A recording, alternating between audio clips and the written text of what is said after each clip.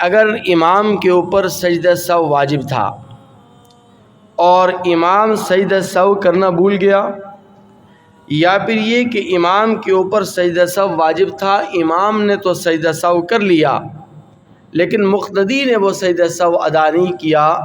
تو ان دونوں صورتوں کا کیا حکم ہے؟ یہ صورت اس وقت پیش آ سکتی ہے آپ کو جو دوسری صورت آپ کے سامنے عرض کی گئی کہ آپ نماز کے اندر امام کے ساتھ آخری قعدے میں شامل ہوئے،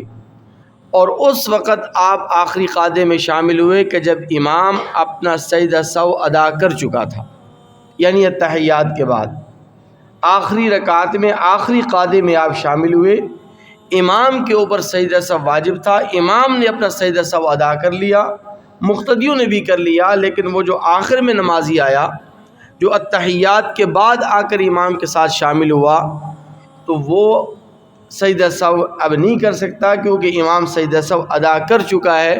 تو اس لیے ایسی صورت کے اندر مقتدی کے اوپر اور اس نمازی کے اوپر جو سب سے آخر میں آ کے شامل ہوا اور امام کے سجدہ سہو ادا کرنے کے بعد اتحیات کے بعد شامل ہوا، تو اس کے اوپر سجدہ سہو لازم نہیں ہے۔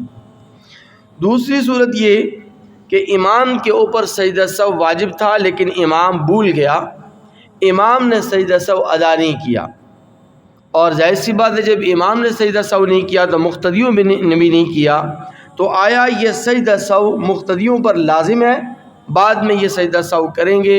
اور اپنی نماز کی یہ تلافی کیسے کریں گے، نماز کو کیسے لوٹائیں گے، نماز کو دوبارہ انہیں پڑھنا پڑے گا، کیا کرنا پڑے گا؟ تو اس صورت کے اندر علماء اور فقہاء نے بڑی وضاحت کے ساتھ لکھا ہے کہ ایسی صورت کے اندر مقتدیوں کے اوپر سجدہ سہو لازم نہیں ہے، کیونکہ مقتدی امام کی اقتداء کے اندر ہوتے ہیں، تو جب امام نے سجدہ سہو نہیں کیا تو مقتدیوں کے اوپر بھی سجدہ سہو لازم اور واجب نہیں ہے۔